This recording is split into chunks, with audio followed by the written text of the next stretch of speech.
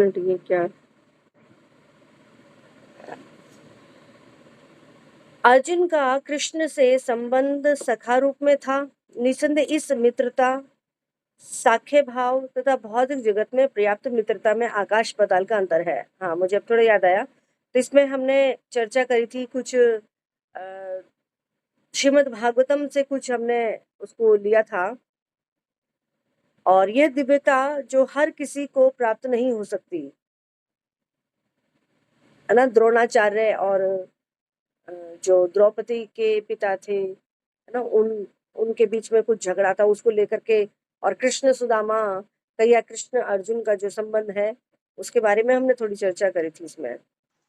तो निसंदेह प्रत्येक व्यक्ति का भगवान से सीधा संबंध है, और यह संबंध भक्ति की पूर्णता से ही जागृत होता है।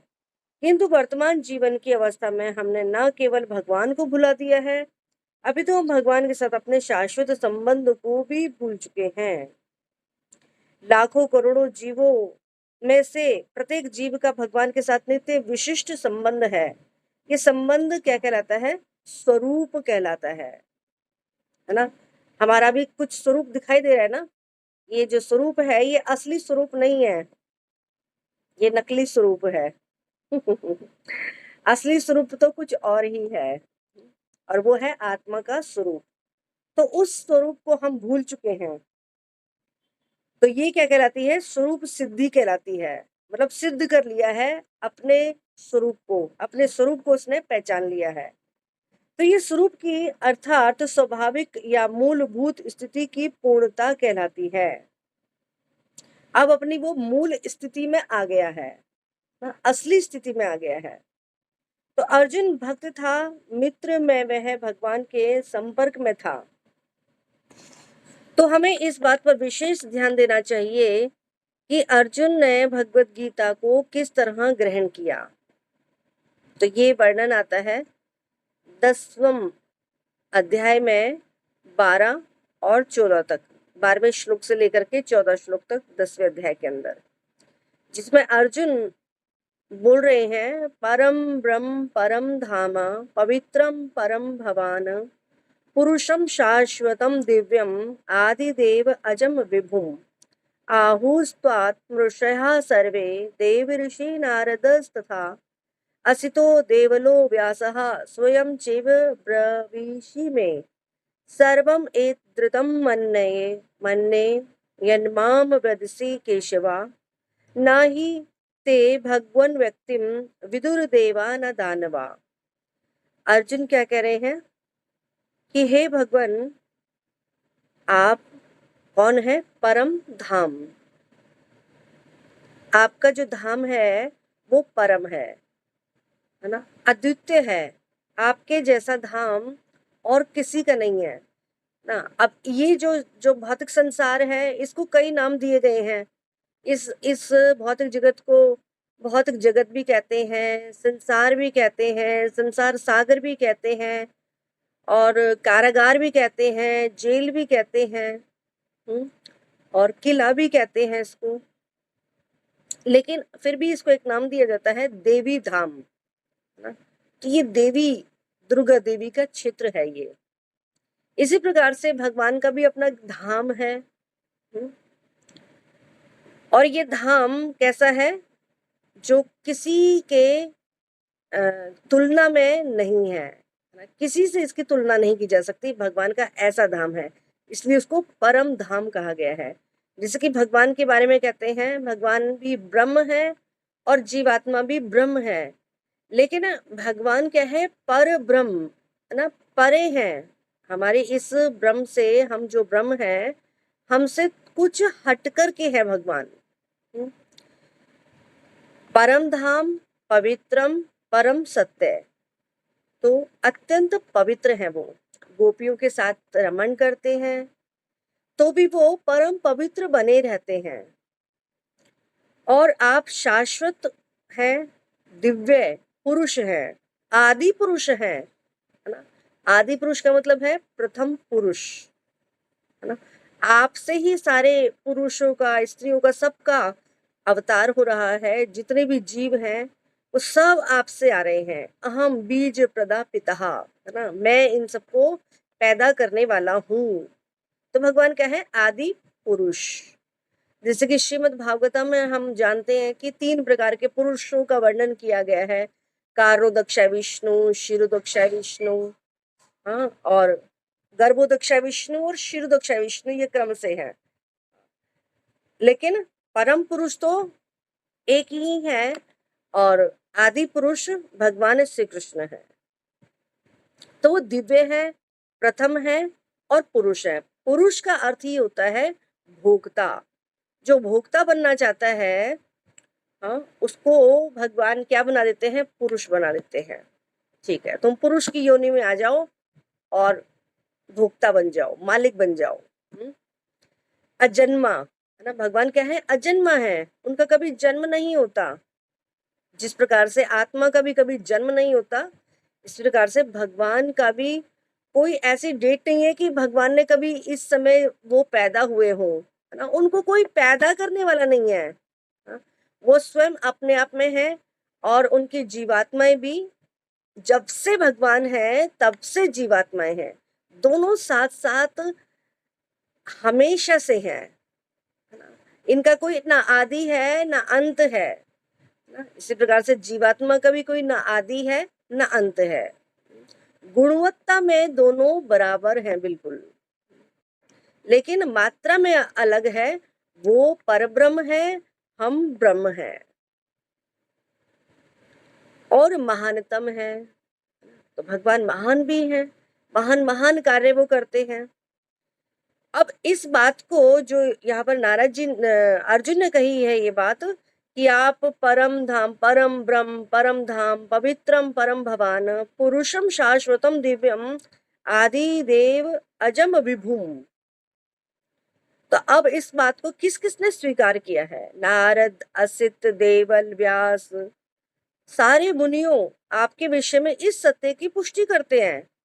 और अब आप स्वयं मुझसे भी ये बात बता रहे हैं, घोषणा कर रहे हैं कि मैं ही अहम सर्वस्य प्रभवो मतः सर्वम प्रवर्तते, कि मुझसे ही आध्यात्मिक जगत और भौतिक जगत मुझसे ही प्रकट होता है, मैं ही उसको उत्पन्न करने वाला हूँ, मेरा ही हर स्थान पर प्रभाव है। हे कृष्ण, आपने जो कुछ कहा है उसे मैं पूर्ण रूप से मैं सत्य मानता हूँ। हे प्रभु, ना तो देवता और ना ही असुर ही आपके व्यक्तित्व को समझ सकते हैं, ना ही देवता समझ सकते हैं और ना ही असुर आपकी व्यक्तित्व को समझ सकते हैं। तो भगवान ने भगवत गीता सुनने के बाद अर्जुन ने कृष्ण को परम ब्रह्म स्वीकार कर लिया। पहले तो वो क्या सोचता था? ये मेरे मित्र हैं, हम्म, मेरे सखा हैं ये, और सखा के साथ तो कैसे भी बात करी जा सकती है, हृदय की बात भी करी जा सकती है, कभी कभी आपस में तू मैं भी हो जाती हैं। लेकिन परम पुरुष भगवान परम ब्रह्म है। परम धाम का अर्थ है कि वे सबों के परम आश्रय या धाम है। यहाँ पे परम धाम का एक और अर्थ बताया है कि वे सबों के परम आश्रय हैं। और पवित्रम का अर्थ है वे शुद्ध हैं, भौतिक कलमश से अरंजित हैं।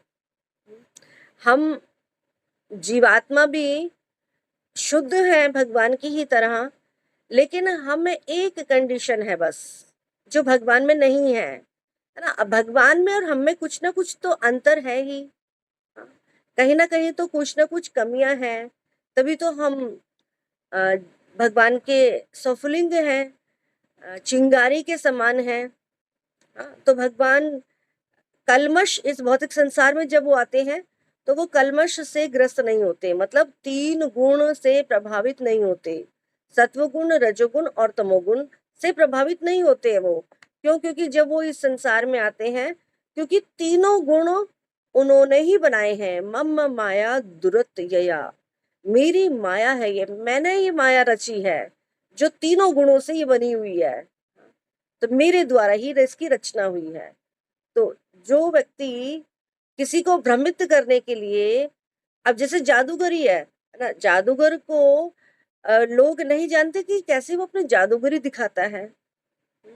चमत्कार दिखाता है, या फिर जो सिद्ध योगी बाबा होते हैं, हाँ, वो भी चमत्कार दिखाते हैं। लेकिन हम उस चमत्कार को समझ नहीं पाते हैं, कैसे उन्होंने ये सब किया, कैसे ये सब हो रहा है।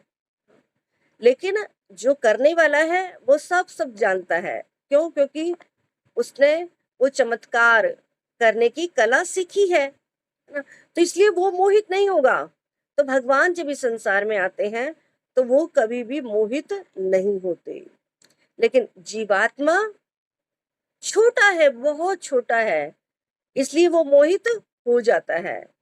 तो जब जीवात्मा इस भौतिक संसार में आती है तो वो भगवान की इस बनी हुई माया, जो तीनों गुणों से बनी हुई है, उससे प्रभावित हो जाता है।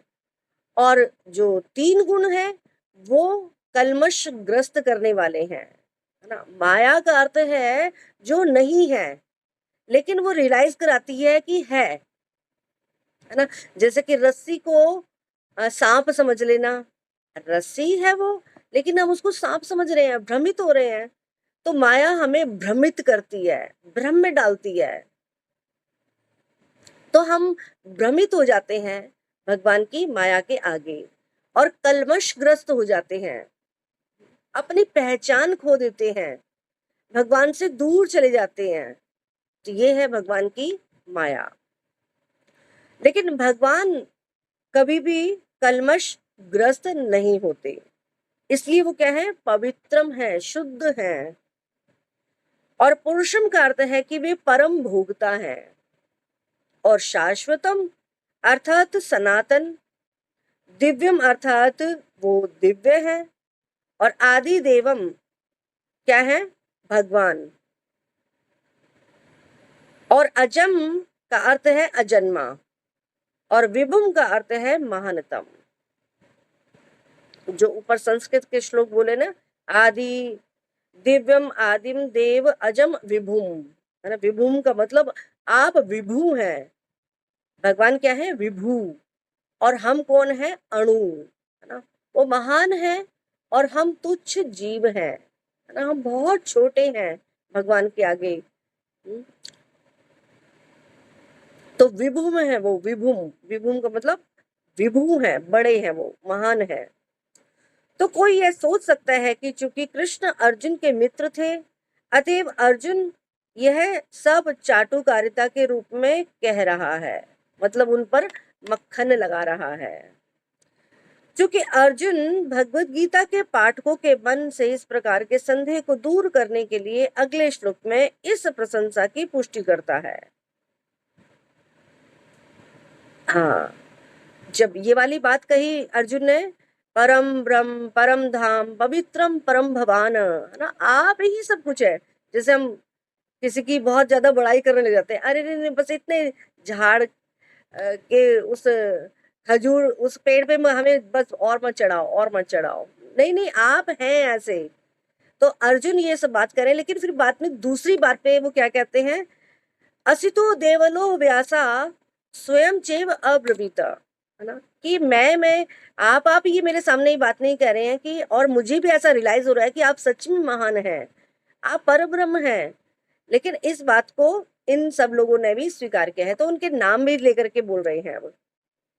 तो यहाँ पर भगवान श्रील प्रभुपाद बात कर रहे हैं कि लेकिन अर्जुन भगवत गीता के पाठकों के मन को इस प्रकार के संदेह को दूर करने के लिए अगले श्लोक में इस प्रशंसा की पुष्टि करते हैं कि जब ये कहता है कि कृष्ण को मैं ही नहीं मानता, अपितु नारद, असिल, देवल, व्यासदेव जैसे महापुरुष भी तुमको स्वीकार करते हैं। ये सब महापुरुष हैं जो सारे आचार्य द्वारा स्वीकृत वैदिक ज्ञान का वितरण प्रचार करते हैं। अतएव अर्जुन कृष्ण से कहता है कि वे जो कुछ भी करते हैं उसे वह पूर्ण सत्य मानता है। सर्वमेत द्रुतम मन्ये, आप जो कुछ भी कहते हैं उसे मैं सत्य मानता हूँ।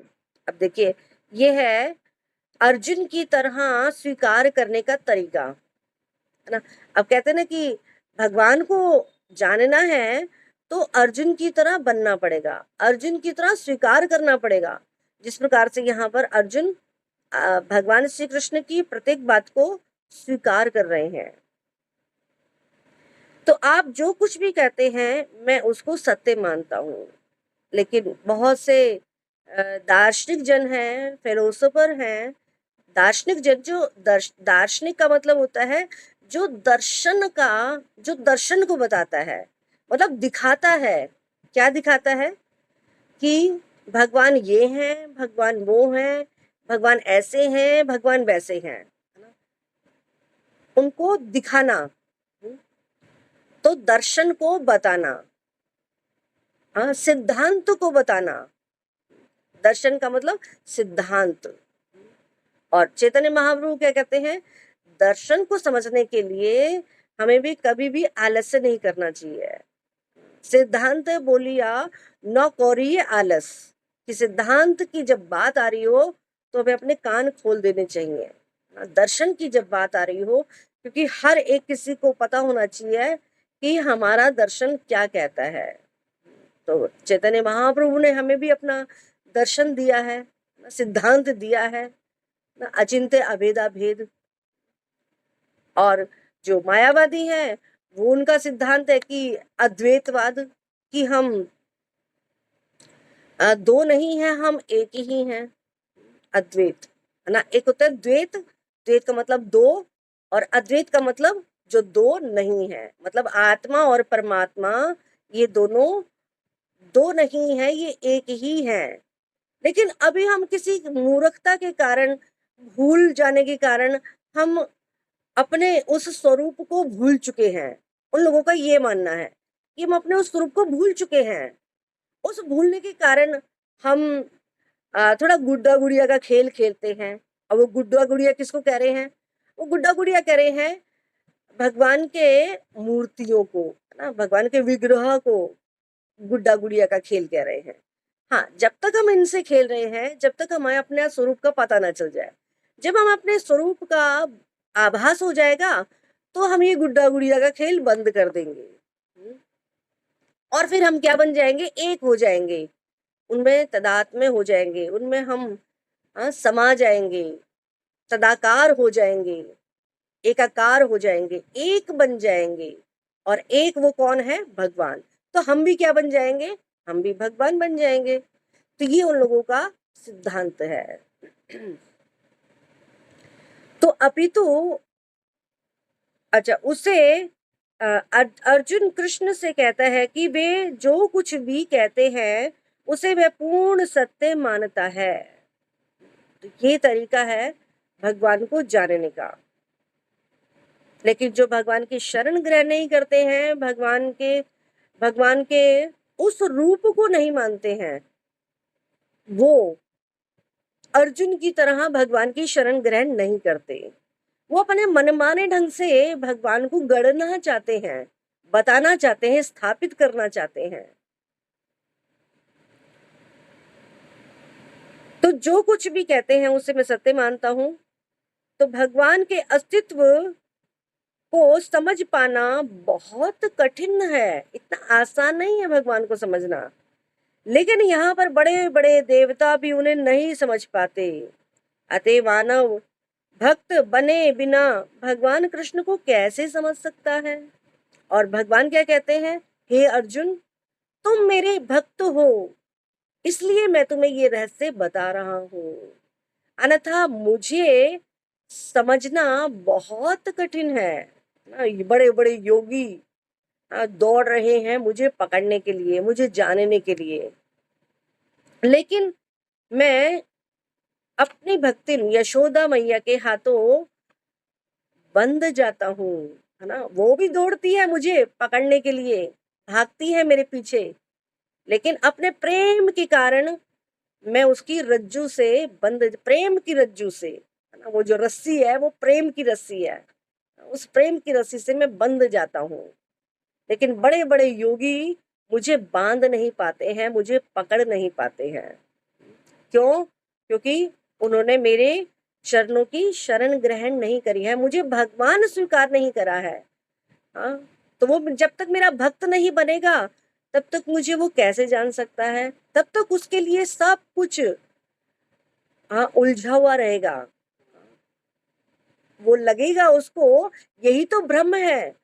प्रभुपाद कहते हैं कि जो मायावादी होते हैं ना, वो इस भौतिक जगत से तो अपने आप को छुड़ा लेते हैं, मुक्त कर लेते हैं, लेकिन भगवान से तदाकार होने के कारण वो माया में फिर फंस जाते हैं।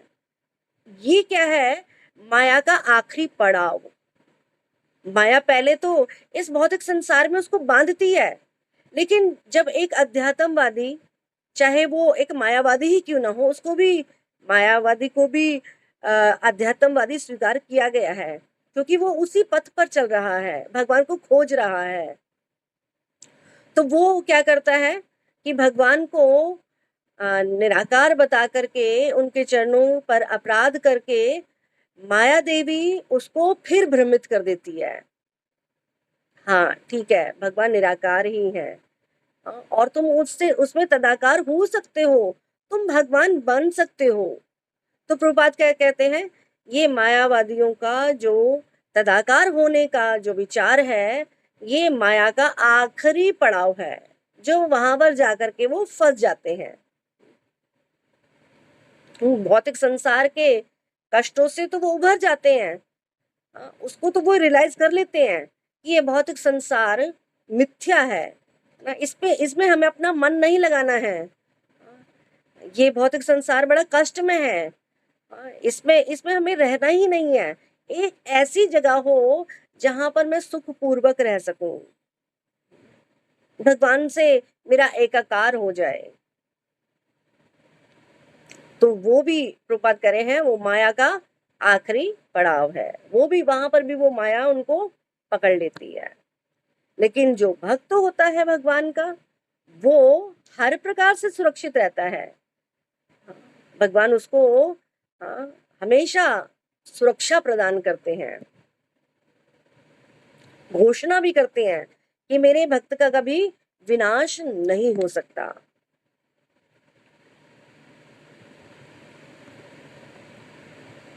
तो जो कुछ भी आप कहते हैं, अच्छा यहाँ था, भगवान के व्यक्तित्व को समझ पाना बहुत कठिन है, यहाँ तक कि बड़े बड़े देवता भी उन्हें नहीं समझ पाते।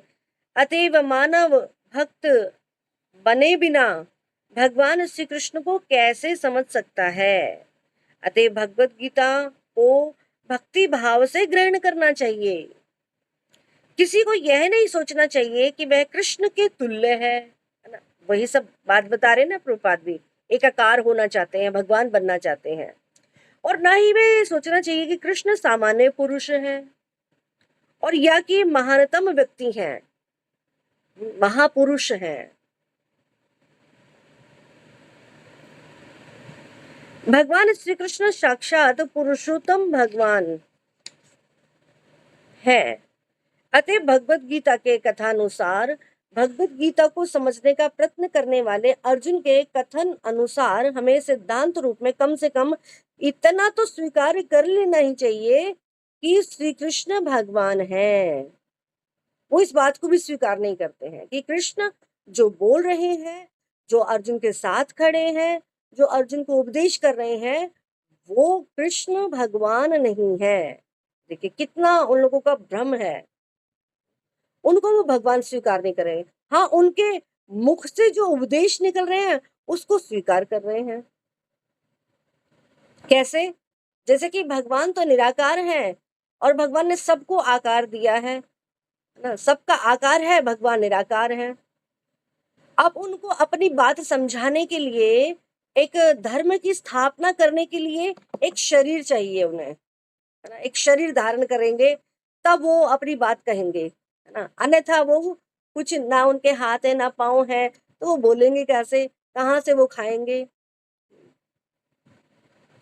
तो वो उन्होंने वो शरीर धारण किया है जिसका नाम है कृष्ण। तो हमें कृष्ण की शरण नहीं लेनी है, हमें उनके भीतर जो बोल रहे निराकार है, उसकी शरण में हमें जाना है। देखिए कितना बड़ा उन लोगों का अज्ञान है, ये कैसे माया उनको भ्रमित कर रही है।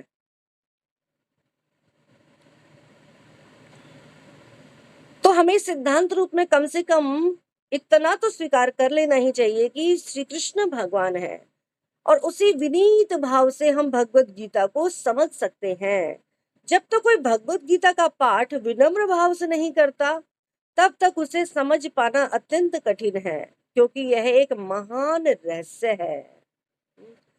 हे अर्जुन, ये गोपनीय है ना, कोई नहीं जानता, बड़े बड़े योगी भी नहीं जानते इस रहस्य को।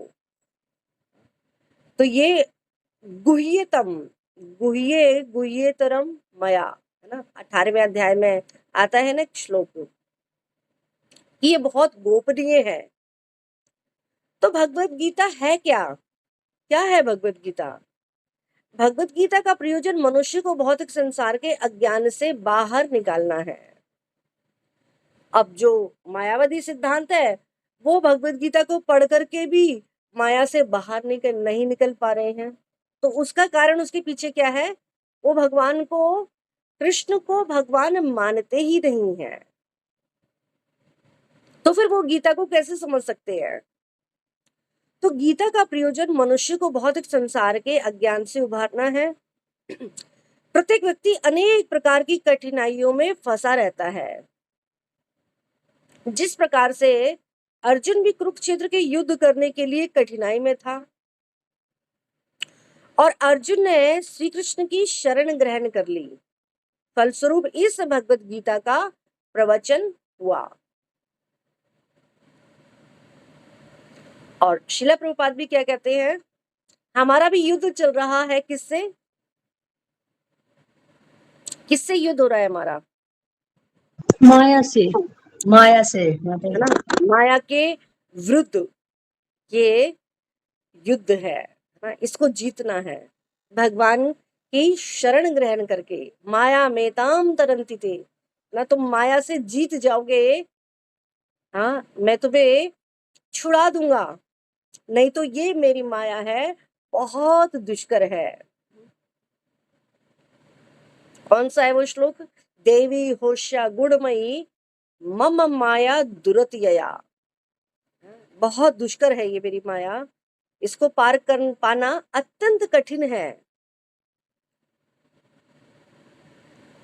तो न केवल अर्जुन वरन हम में से प्रत्येक व्यक्ति इस भौतिक अस्तित्व के कारण चिंताओं से भरे हुए हैं। हमारा अस्तित्व ही अनास्तित्व के परिवेश में है।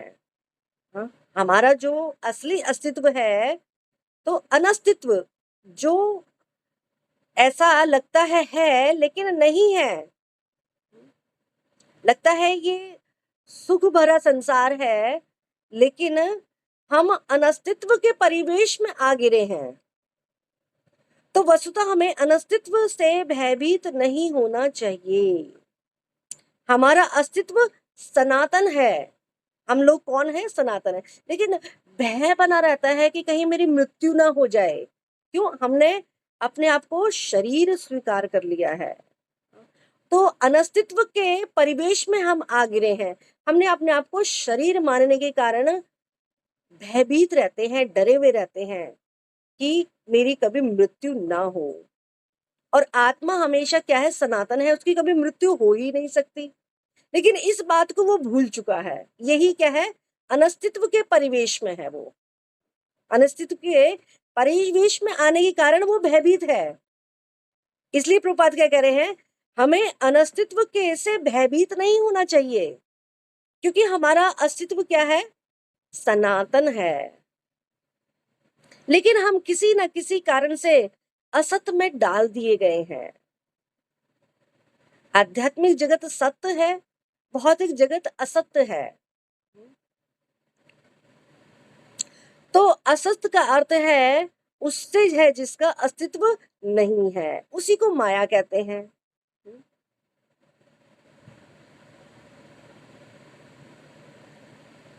तो कष्ट भोगने वाले अनेक मनुष्यों में से केवल कुछ ही ऐसे हैं जो वास्तव में यह जानने की जिज्ञासु हैं कि वे क्या हैं और वे इस विषम स्थिति में क्यों डाल दिए गए हैं। उन्हीं को क्या कहा गया है? मनुष्य। जो इस विषम स्थिति में को जान सके, पहचान सके, रियलाइज कर सके कि हाँ, मैं एक किसी कठिनाई में फंस गया हूँ और मुझे इस कठिनाई से बाहर निकलने का उपाय खोजना है, वही मनुष्य है। अन्यथा अगर ये जिज्ञासा हमारे अंदर नहीं आ रही है, तो इसका मतलब क्या है? अभी हम माया के चंगुल में फंसे हुए हैं। वो हमें ये सोचने ही नहीं देती है कि तुम कष्ट में हो। वो हमेशा यही रियलाइज कराती है कि नहीं, थोड़ा सा प्रयास कर लो तो तुम सुखी हो जाओगे, थोड़ा सा प्रयास कर लो तो तुम सुखी हो जाओगे। ये रियलाइज कराती रहती है। कभी उसको हमेशा कष्ट महसूस होते हैं, लेकिन उसको रियलाइज हमेशा के लिए रियलाइज नहीं कर पाता। फिर भुला देती है माया उसको, थोड़ा सा रियलाइज कराएगी, फिर भुला देगी उसको, फिर माया के चक्र में उसको डाल देती है। और जीवात्मा भ्रमित रहे होने के कारण समझ नहीं पाता इस बात को कि कैसे मैं विषम स्थिति में फंसा हुआ हूं।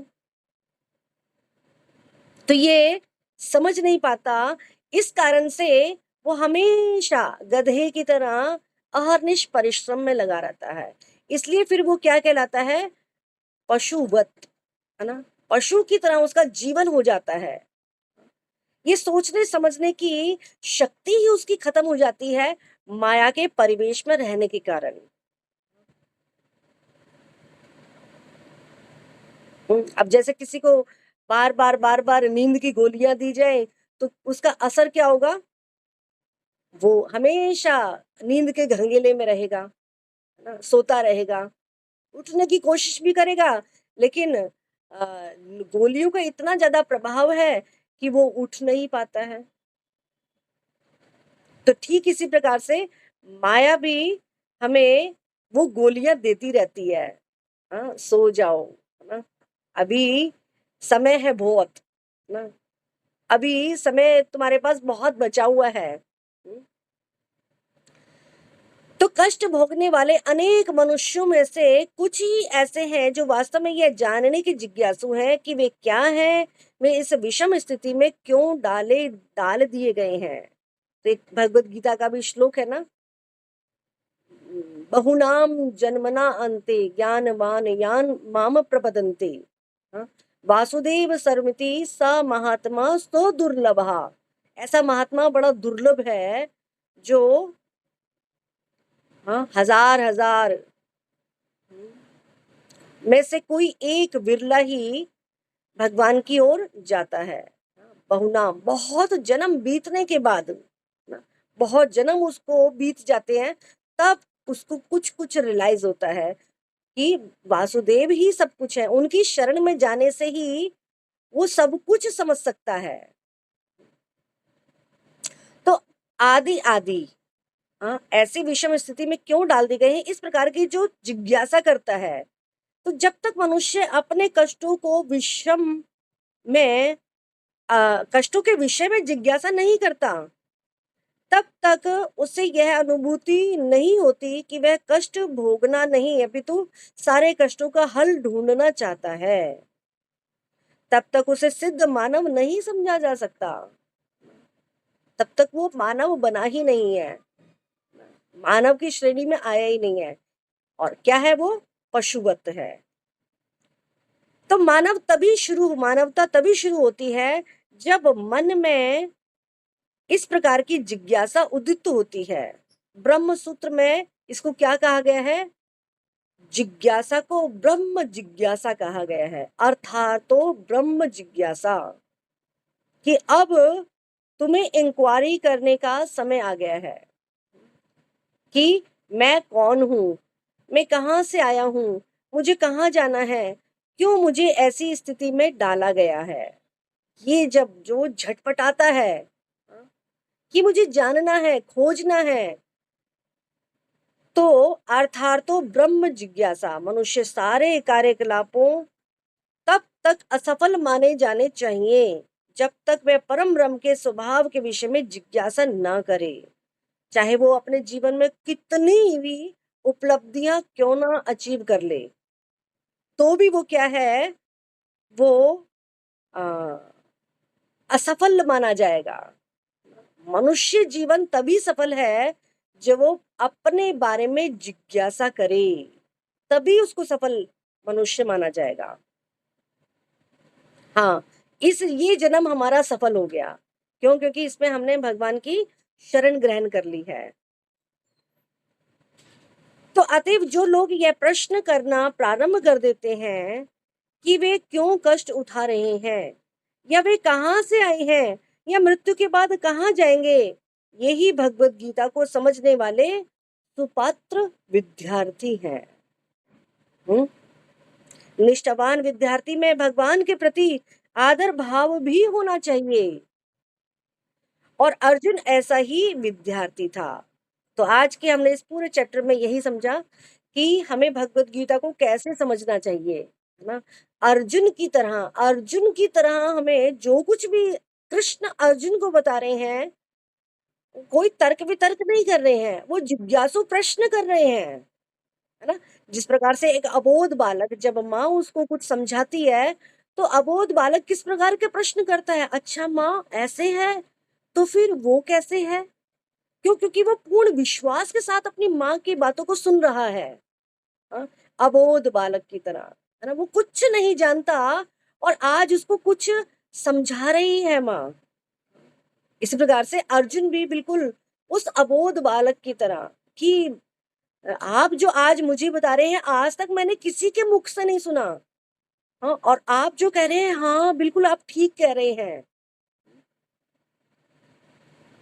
तो इस प्रकार से जब हम भगवत गीता को समझने का प्रयास करेंगे, तो फिर उसके लिए हमें क्या करना पड़ेगा, भगवान का भक्त बनना पड़ेगा। तो जब तक भगवान के भक्त नहीं बनेंगे, तब तक हम भगवान को नहीं समझ सकते।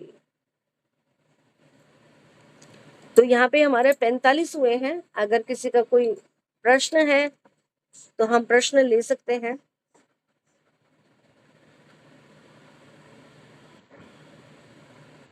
अन्यथा जितना हमने पढ़ा है उसमें से अगली बार कुछ हम प्रश्न भी निकाल सकते हैं, और आप लोगों का कि उसी समय ही इंटरेक्टिव होना चाहिए, है ना। अगले एपिसोड में अगर उसको हम उसको करते हैं तो फिर सब भूल जाते हैं। तो अभी तो ताजा ताजा सभी ने सुना है ना। ठीक है, कुसुम माता जी पूछिए। हरे कृष्णा माता जी, दंडवत प्रणाम। माता जी मैं ये पूछ रही हूँ, मुझे समझ में नहीं आता, गीता भी कई तरह की है, जैसे यथारूप बता रहे हो आप। एक भगवत गीता है खाली, एक श्री भगवत गीता है, तो मैं तो इसी में ही कंफ्यूज रहती हूँ। अभी मुझे समझ में नहीं आता है कौन सी गीता है। 2-3 गीता है, एक हाँ, चैतन्य आज महाप्रभु जी की भी है। चैतन्य महाप्रभु की गीता कौन सी है? तो गीता नहीं है वो, है अभी दिखा बताती हूँ आपको एक बार। अभी मैं लेके ही आई हूँ मंगाई है मैंने किसी से। तो एक सेकंड, ये है श्री श्री चैतन्य भागवत चैतन्य भागवत। आदि हाँ, चैतन्य भागवत तो हम लोग मॉर्निंग में करते हैं ना, मंडे ट्यूसडे आदि वेडनेसडे। मध्य अनंत खंड है। हाँ, अंतः खंड ही तो चल रहा है अभी हमारा, जो भी स्टार्ट हुआ है वो अंतः खंड ही स्टार्ट हुआ है हमारा। तो वो चैतन्य भागवत है, भगवत गीता नहीं, भागवत, है ना। भगवत अच्छा, ये गीता और चैतन्य, भागवत में भी अंतर है। हाँ उसमें भी बताते हैं। बहुत से जो भारतवासी हैं रहने वाले, वो भी कई एक बातों को नहीं जानते हैं। भगवत गीता और भागवतम, ये दोनों अलग अलग है क्या, पूछते हैं। भागवतम में क्या है और भगवत गीता में क्या है, पूछते हैं, ऐसा प्रश्न पूछते हैं। हाँ, मैं तो तो अभी भगवत तक एक ही गीता समझती थी माता जी, बस एक ही गीता है ये पूरी, जितनी भी है ये अलग अलग जैसे बना रखी है। नहीं, एक नहीं है, अंतर है तो एक ही बात, मतलब ये भगवान के बारे में ही सब कुछ है। ये भगवत गीता भगवान का गाया हुआ गीत है। ये भगवान ने अर्जुन के सामने गीत गाया है, इसलिए इसको भगवान का गीत ना, भगवान का गीत है ये, इसलिए अर्जुन के द्वारा गाया हुआ गीत है ये, इसलिए इसका नाम है भगवत गीता। तो बहुत ये अच्छे है। से बताया माता जी आपने भगवान का गीत, हाँ, अच्छे भगवान से का गीत मतलब है ये। समझ में भी आता है। ठीक है, और जो भागवत है, श्रीमद् भागवतम, उसमें भगवान की लीलाएं हैं, भगवान की स्टोरियां हैं उसमें। उसमें उपदेश भी है। उसी भागवतम के अंदर उद्धव गीता भी आता है। यही जो अर्जुन को भगवान उपदेश दे रहे हैं, वहां पे उद्धव जी को भी ये इस प्रकार का उपदेश देते हैं। तो इसलिए उसको भी उद्धव गीता कह दिया जाता है। तो भगवत गीता यथारूप इसको क्यों कहा जाता है? इसलिए क्योंकि मार्केट में बहुत सारी गीता आ गई हैं। बहुत सारी गीता का मतलब संस्कृत श्लोक तो एक ही है, लेकिन उसके टीकाकार अलग अलग हो गए हैं। बहुत से दार्शनिकों ने उन पर टीका लिख दी है, जिसकी अभी हम यहाँ पर चर्चा कर रहे थे। अपने हिसाब से बना अपने दिए हिसाब सबने। से बना दिया है, अपने हिसाब से कह दिया कि कृष्ण यहाँ देखो। अब स्वीकार करते समय जब वो गीता के बारे में बता रहे हैं, सबसे पहले तो उन्होंने कृष्ण को उसमें से, गीता में से निकाल दिया, निकाल करके फेंक दिया कि वो जो कृष्ण है उस वो कृष्ण नहीं है। उसके भीतर जो बोल रहे हैं वो कृष्ण, वो भगवान है ना। यहीं पे उन्होंने ये बात कह करके वो सारा सारा ज्ञान चौपट कर दिया, बेकार कर दिया। इतनी लीला करने के बाद भी इंसान देखो संशय करता है, हाँ, भगवान नहीं है हाँ, वो भगवान नहीं है। बिल्कुल सामने। तो ये उन लोगों का भ्रम है ना, माया में है वो लोग इस प्रकार से। तो अब इसलिए प्रभुपाद ने जब देखा कि एक गीता पढ़ने से लोग सही संदेश नहीं पहुंच रहा है लोगों तक, जो भगवान वाकई में लोगों तक पहुंचाना चाह रहे हैं, जीवों तक पहुंचाना चाह रहे हैं, वो सही संदेश उन तक नहीं पहुंच रहा है। इसलिए प्रभुपाद ने उस भगवत गीता का नाम रखा यथारूप। यथारूप का मतलब है एज इट इज, जैसा है वैसा ही इसके अंदर है, जैसा कहा गया है। उसमें से मैंने अपनी तरफ से कुछ नहीं जोड़ा, प्रभुपाद कहते हैं मैंने अपनी तरफ से इसमें कुछ नहीं डाला। जो मैंने आचार्यों से सीखा है, आचार्यों से जो उन्होंने बताया है, मैं उसी को फॉलो करते हुए भगवत गीता का व्याख्यान लिख रहा हूँ, है ना, भगवान के अनुसार। हाँ, भगवान का जो मूड है, जिस मूड में वो बोल रहे हैं, हाँ, उस मूड के अनुसार मैंने इसमें बात लिखी है। एज इट इज, उसको कहते हैं एज इट इज, यथारूप। इसलिए इस भगवत गीता का नाम भगवत। अब ये भगवत गीता पढ़ने के बाद लोगों के वाक्य में जीवन बदले हैं, समझ पाए हैं कि मेरे जीवन का लक्ष्य क्या है।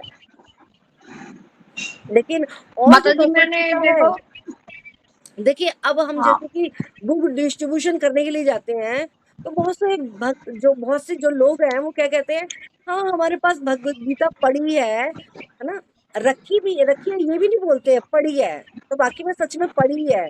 पढ़ी का मतलब उसको कभी उठाया ही नहीं है ना, पढ़ी है बस वो। और क्या कहते हैं कि हम उसको पढ़ चुके हैं, पढ़ चुके हैं। अरे जब तुमने उसको पढ़ लिया तो तुम तो फिर भक्त बन जाने चाहिए हो। हाँ, एक नहीं दरवाजे आती पे है माता जी समझ में, एक मैंने भी पढ़ी है ये यथारूप वाली। ये प्रभु ने अपने आप ही भेज रखी थी, 10-15 साल से रखी हुई है, लेकिन मतलब ऊपर से ही निकल गई है। मुझे ये भी नहीं पता था, आप पढ़ा रहे थे यही वाली है। हाँ, ये तो भगवत जब गीता तक उस यथारूपी। लाइन में नहीं जाएंगे तो कुछ समझ में नहीं आता है, प्रभु नहीं चाहते जब तक। बिल्कुल।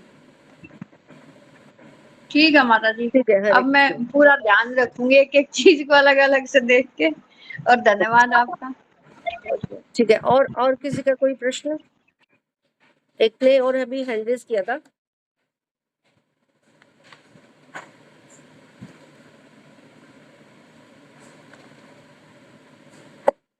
ठीक है, सब समझ में आया जो आज हमने इसमें से पढ़ा है? कोई भी ऐसी लाइन हो जो आप लोगों को समझ में ना आई हो, तो हम इसको ले सकते हैं। ईशा कहाँ पे है इसमें? ईशा,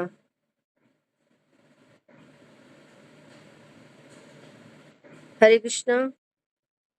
अभी यहाँ पे नाम आया था ईशा करके, आप अनम्यूट कीजिए।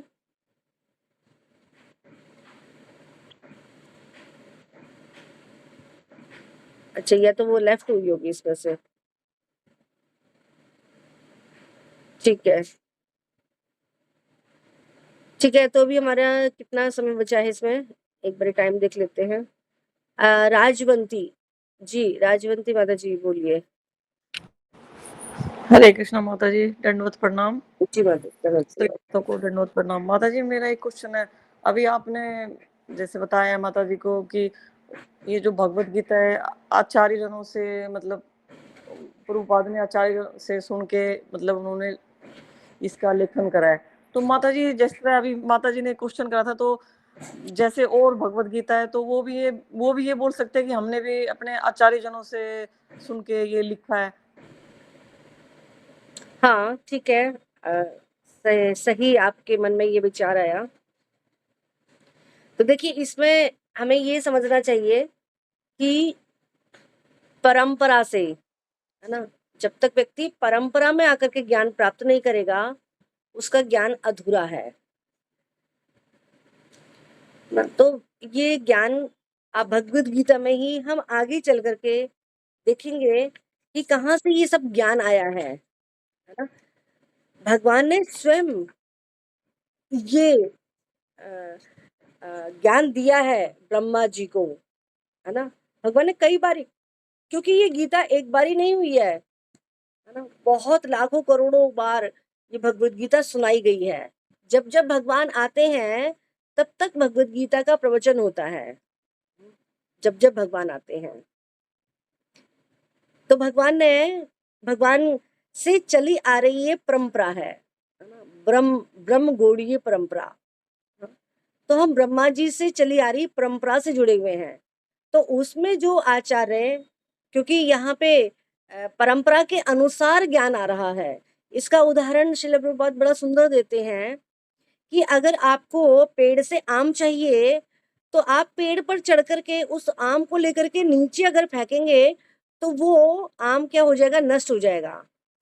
लेकिन अगर आप उस पेड़ से आम तोड़ करके एक दूसरे व्यक्ति को, उसके साथ में जो एक दूसरा व्यक्ति खड़ा है, उसके नीचे फिर एक और व्यक्ति खड़ा है, हाँ, एक हाथ से दूसरे हाथ, दूसरे हाथ से तीसरे हाथ में जब इसको पहुंचाया जाता है तो ये आम सुरक्षित आ जाता है।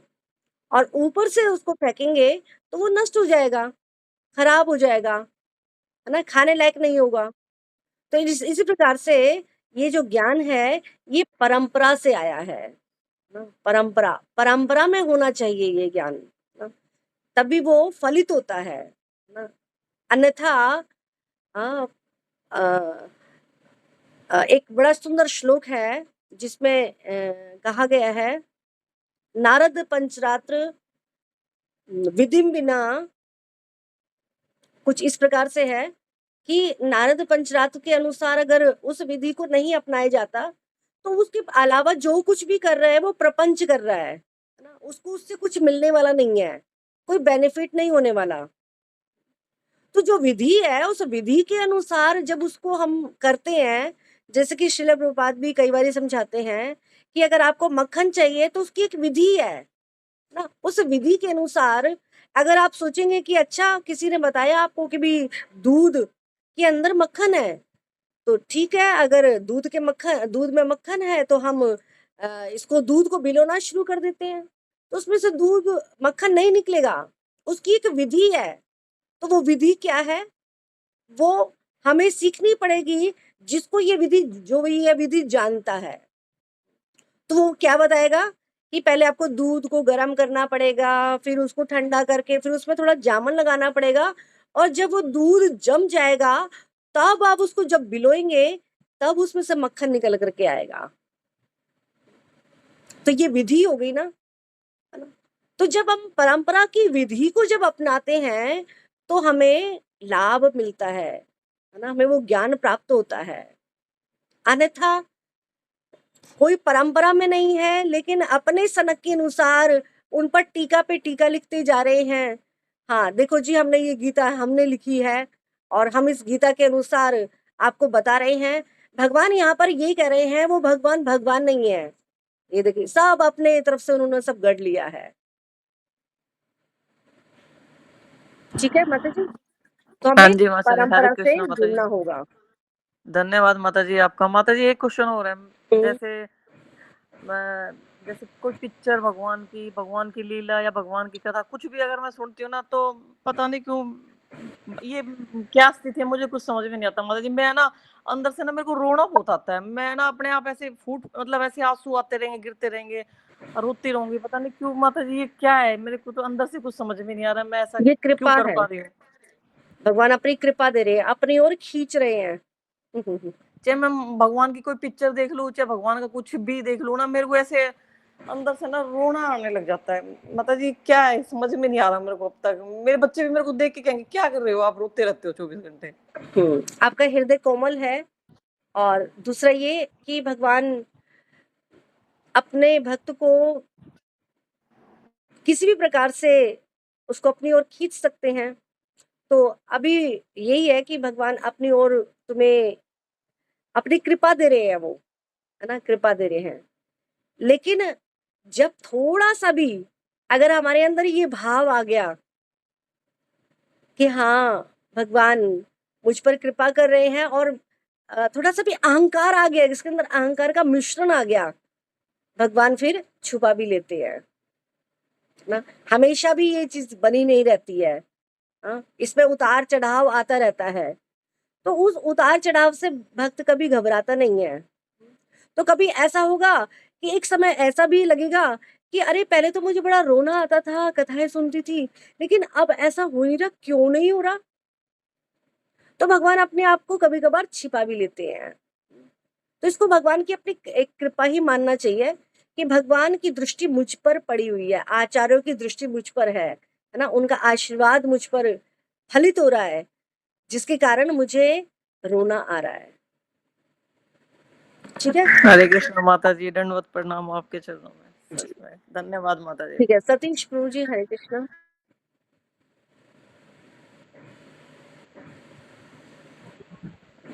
हरे कृष्ण माता जी। ठीक भक्तों के चरणों में कोटि कोटि प्रणाम।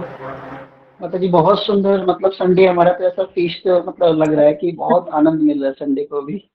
तो आपका बहुत बहुत धन्यवाद माता जी कि आपने हमारा एक भी दिन जो है मतलब ऐसा नहीं छोड़ा कि हम जिसमें भगवान से ना जुड़े। तो बहुत बहुत धन्यवाद माता हाँ, जी उसके आपका। लिए थोड़ा क्षमा करना, जो सुबह मॉर्निंग 5 बजे मेरी क्लास है, उसमें मैं उस सेवा में थोड़ी उपस्थित नहीं हो पा रही हूँ कुछ दिन से। तो उसके लिए मैं थोड़ा-सा आप लोगों से क्षमा चाह रही हूँ, क्योंकि मैं रात को काफ़ी लेट सो रही हूँ। कम से कम मुझे 3 साढ़े 3 ही हो जाते हैं सोने में ही। तो इसलिए मैं आप लोगों की सेवा में उपस्थित नहीं हो पा रही हूँ, उसके लिए मैं क्षमा चाहूँगी। लेकिन मैं जल्दी आप लोगों की सेवा में आऊँगी। जी, जी, जी। हरे कृष्ण माता जी। माता जी जैसे अभी आपने बोला ना कि जो प्रभुपाद की गीता है और अन्य गीताएं हैं, तो अन्य गीताओं में सिर्फ श्लोक होता है और तात्पर्य होता है, वो अनुवाद होता है। लेकिन हमारी गीता में है ना, प्रभुपाद ने बहुत सुंदर तात्पर्य दिए हैं। तो प्रभुपाद ने जो तात्पर्य दिए हैं वो उसका सोर्सेस कहाँ से है, वो कहाँ से दिए हैं प्रभुपाद कहाँ से? भक्ति सिद्धांत महाराज ने भगवत गीता भी लिखी है ना? श्रीधर स्वामी हैं ना, उन्होंने भी गीता लिखी है।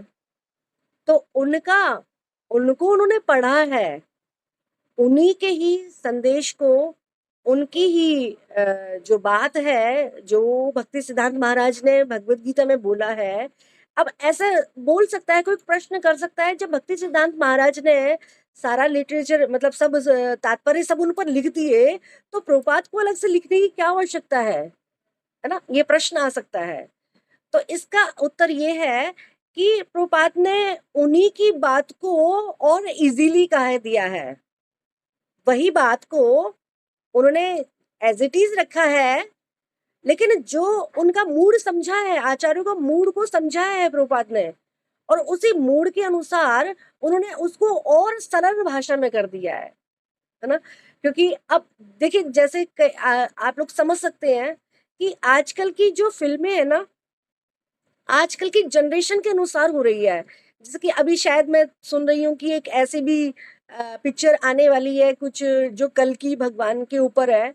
लेकिन उसमें इतना मतलब बहुत हमें तो बड़ा अच्छा नहीं लग रहा, लेकिन आजकल की जनरेशन को बड़ा अच्छा लग रहा है कि भी वो उस तरीके से उसको समझना चाहते हैं। उनके बनाने का मोटिव यही है कि उसको इस प्रकार से पेश किया जाए कि आज की जनरेशन उसको समझ सके, है ना। तो प्रभुपाद ने उसको इतनी सरल भाषा में उसको समझाने का प्रयास किया है, जो भक्ति सिद्धांत महाराज का जो बातें हैं वो शायद हमारे लिए कठिन लगे, है ना। हमारी आजकल के जो टाइम की जो जनरेशन है वो उस संदेश को ना समझ पाए, तो प्रभुपाद ने उसमें सहायता ही करी है ना, उसको और इजी बना दिया है। तो इसलिए प्रभुपाद ने उन पर टीकाएं लिखी हैं, है वो सारा एज इट इज ही जैसा आचार्यों ने लिखा है। अब जैसे कि उनको हम देख सकते हैं जितामित्र प्रभु जी को, जितामित्र प्रभु ने भी भगवत गीता पर लिखा है, जिसको क्या कहते हैं कथा रूप, है ना। भगवत गीता कथा रूप, है ना, उन्होंने उसका नाम दे दिया कथा रूप, मतलब कथाओं के माध्यम से और इजी बना दिया है, प्रभुपाद की भाषा को उन्होंने और सरल बना दिया है ना, और कुछ कुछ उदाहरण दे करके कुछ कथाओं के माध्यम से समझाने का प्रयास कर रहे हैं कि यहाँ पे प्रभुपाद ये बात कहना चाह रहे हैं। अब कुछ ऐसे भी हैं जो प्रभुपाद की भाषा को भी ना समझते हो, तो अब आगे आगे आगे वाली जनरेशन और ज्यादा मॉडर्न होगी ना, तो उसके अनुसार वो सब वही संदेश अगर आगे फॉलो होता रहेगा तो वो एज इट इज है, लेकिन उसमें से थोड़ा सा भी अगर वो हो जाता है, अपनी तरफ से कुछ जोड़ दिया, अपनी तरफ से ये समझ लिया हाँ ये इस प्रकार से है, तो फिर वही बस वो खंडित हो जाता है, वो बट जाता है, छिन्न भिन्न हो जाता है वो संदेश। ठीक है प्रभु जी। जी माता जी धन्यवाद। माता जी दूसरा ये है कि जैसे अभी माता जी कह रही थी कि मतलब एक तरह से भाव जागृत हो जाता है कि रोना भी आ जाता है। तो माता जी पहले जो हम स्टार्टिंग में जो हम मतलब स्पेशली मेरा जो हुआ था कि जब मैं पहले भगवत गीता पढ़ा था जब फर्स्ट टाइम, तो मतलब बहुत रो रो के पढ़ा था दूसरे अध्याय में स्पेशली। तो लेकिन अब जो धीरे धीरे ये जो है ना भाव, थोड़ा रोने का भाव मतलब रहता है, तो वो माता जी नहीं है। और नाम भी जब पहले करते थे तो मतलब बहुत ही मतलब हृदय से नाम जप होता था और रो रो के नाम जप होता था।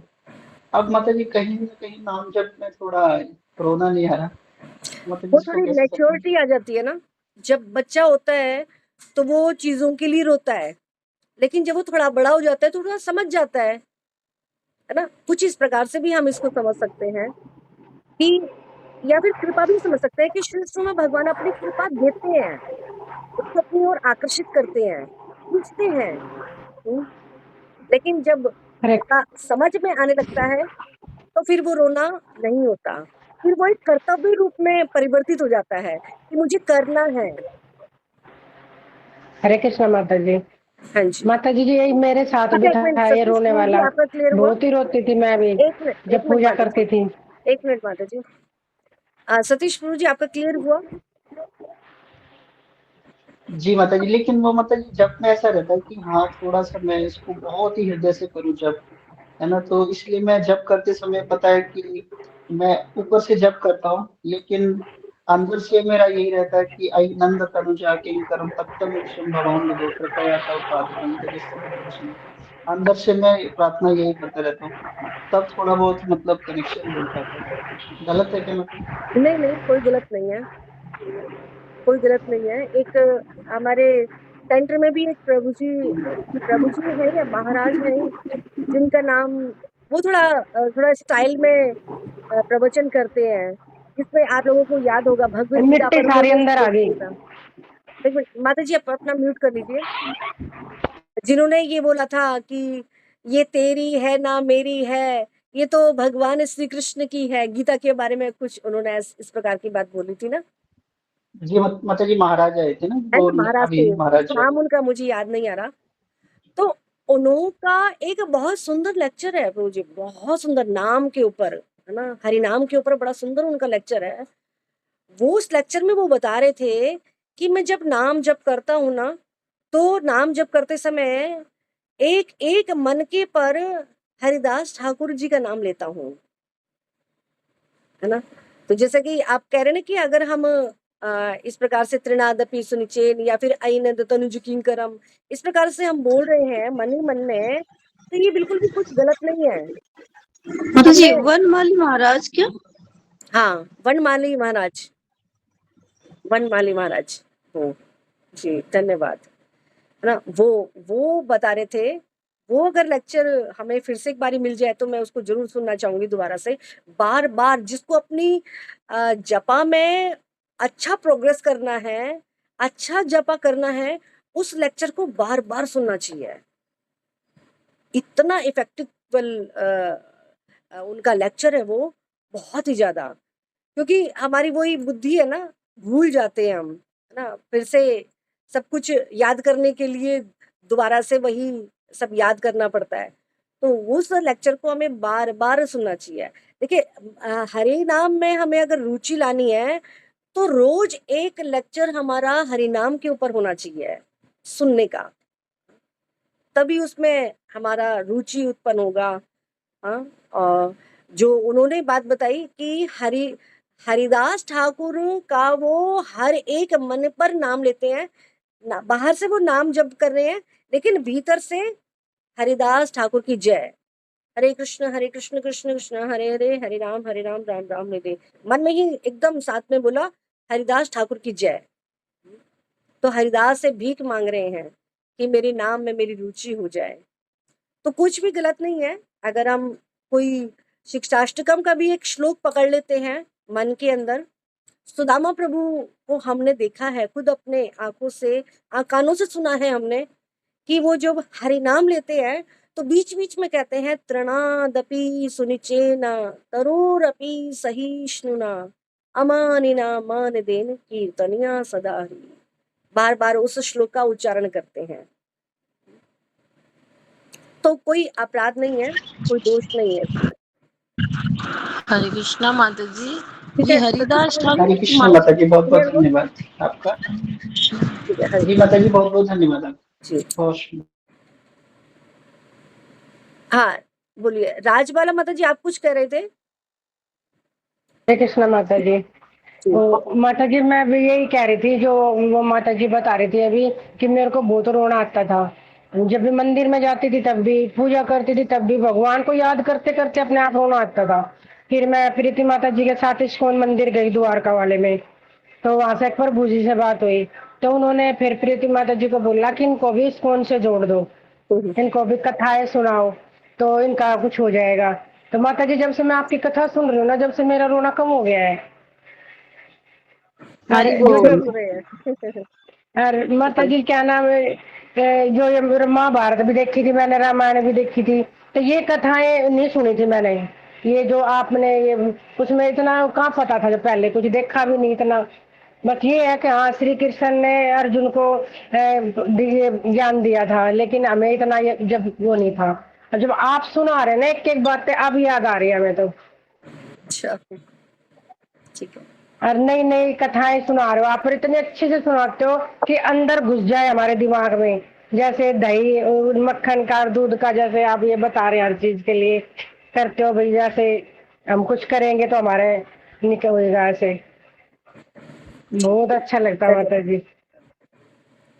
ठीक है हरे हरे कृष्ण माता जी। नंदिनी माता जी, आप कुछ कह रहे थे? हाँ, हरे कृष्णा माता जी, दंडवत प्रणाम।